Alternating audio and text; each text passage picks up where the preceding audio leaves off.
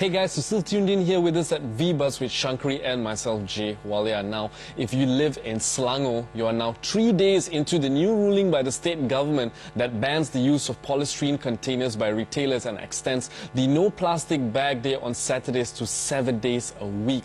Now, of course, this move isn't a new one though. The Penang state government implemented this years ago, and by their reckoning, it's starting to make a difference to the environment there, with less plastic making its way to the landfills. And we heard from our first guest earlier, could all be living next to a landfill if we don't stop. But really, it's not enough for a few states in Malaysia to jump onto the caring for Mother Earth bandwagon. Why are we as a nation still lagging when it comes to being environmentally conscious? Well, Fadli Bakhtiar from the EcoKnights is here to shed some light on the issue. Welcome to VBuzz, Fadli. Thank you for having me. Happy New Year to both of you. Happy New Year, Fadli. Now, as we were speaking to our first guest, Hayati, she was mentioning how Malaysians just seem to throw everything away, from food to just anything lying, at home. Now, why do you think we are doing this? Well, first of all, it's a global issue. It's not just in Malaysia. From our perspective, there are a few main general reason why this happens. Number one is obviously we are too comfortable with the lifestyle now that we tend to throw things that we don't want anymore, as easy as throwing it out to the garbage. And secondly, could also be the reason is that we are not too educated in terms of the impact of throwing things that we don't want up to the garbage landfill, and we see no value in the trash as compared to the real value of if you convert it to or you repurpose it to a different thing. So and in fact in the education system it's not also being really implemented or enforced. In schools, they have a civic educations, pendidikan Islam, and just basic taking care of the environment, but not something that is being implemented. So I see that it's once you have grown up, it's really hard for you to get the adults. Far-reaching implications right there. It needs to start from the grassroots itself. It has to, because it's about good behavior, good habits, right? We've been taught to eat well, to dress well, to respect the elders since we were young. So how about taking care of the environment, or being more sensible when you throw out? And of course, some states, have stepped in and they've implemented segregation of, refuse and trash and the likes of that as well. Do you have any idea on how that is going for these states? Well, for some states under the SW Corp, it has been implemented in September 2015. But my team did a check on. We didn't get, and we haven't got any data because it's only being implemented just about a year since 2016. So I'm guessing they're still collecting the data. Even for Penang, through our contacts in Penang Green Council, they're still tabulating the data. So there's no real data on how much change have been going on. But I think it's still lacking a lot of publicity and education. A lot generally people know because it's on the news. In fact, there's also the Waste Segregation Act that was implemented, that was enforced in 2015. But how, where, who? All these questions, and to get the information right to the civilians, to the public in the most basic way is still a challenge. There's a lot of loss in translation. I would Very say, true. Especially I have difficulties because I live in a condo and they've not provided us bins yet. But I've already placed a complaint and request for different bins for segregated waste. But here's the thing: what if one of our viewers who live in a state where this is not implemented, this separation of the waste, and they separate it into nice, neat piles. Yeah. But when the collectors come, they just dump them all together, and it's gone to, Yeah. you know, your efforts are wasted. So that is one of the issues that has been raised by the public, like whether if I segregate my waste, is going to go to the right channel. So that is, I think that's, I would say, like a trust issue at the moment, because the collectors would say that they will take it and segregate it and send it to recycling centers, but the fact that we don't know, and the data is not, or the information is not being given to the public, it's not transparent yet.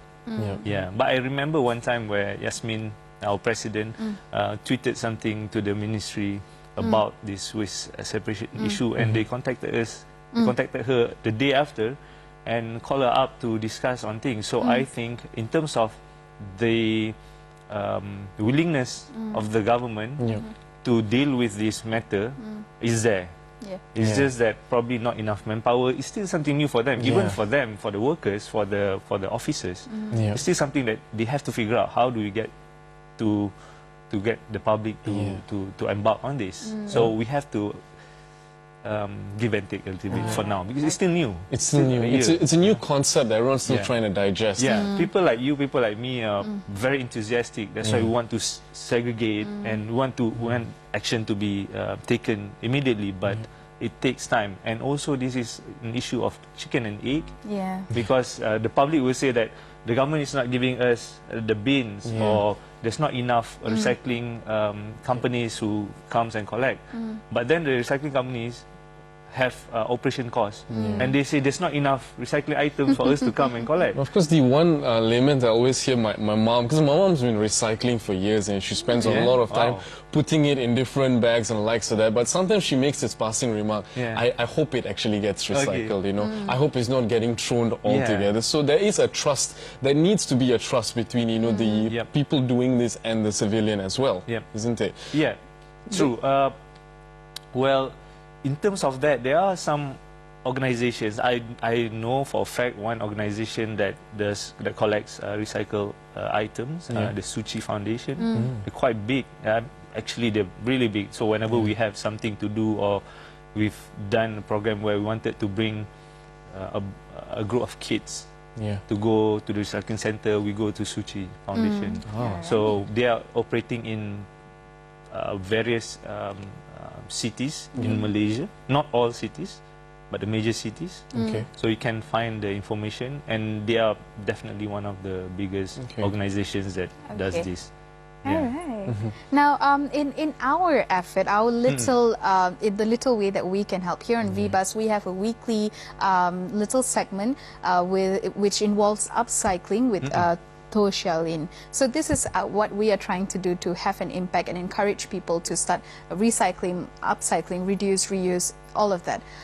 But how do you cultivate these good habits, like at home? What do parents teach their children? Do you have any advice? Well, you know, this just struck me very recently. We just had our first daughter. Me and my wife just had our first daughter, 7 months. So we've been thinking of like, well, how? Thank you.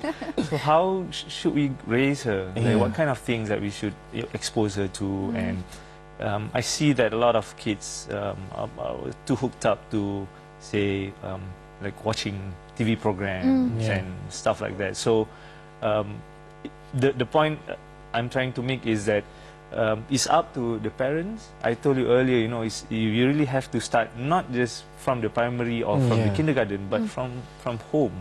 You really have to tell them the manners of eating, you know, from the previous guest, you know, like eat what you need, or don't throw away, and start to tell them, you know, talk to them about you know, plastics and the impact. It's the importance of the formative years itself, and, you know, drilling home the sort of, you know, the problems that are around us, and they can be part of the solution I mean, as well. one example is even Yasmin herself. So her daughter Ilani, I think she's 8 years old now. She, I think Yasmin exposed her to different things. Obviously, she's a resident, and now the daughter refused to use straw.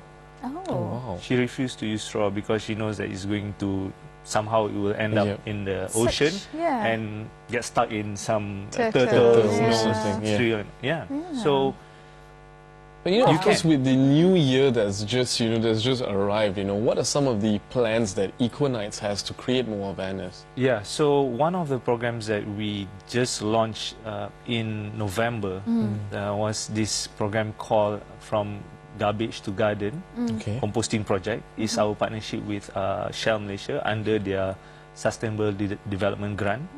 So what happens is we provide free compost bins, 60 liters compost bins by the help of Shell to 360 participants in Klang Valley. We start with Klang Valley because it's a pilot project.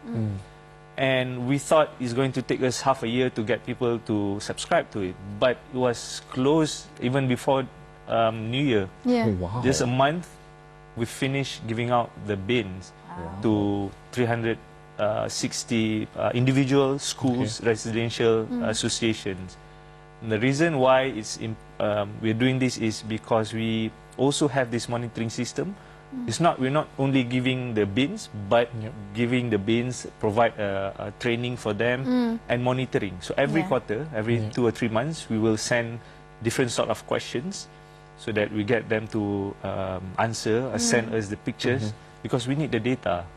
Now we need the data. It's no longer telling people to change and then expect them to change. We have to do extra mile by giving them a sort of, say, questions or monitoring or consultations.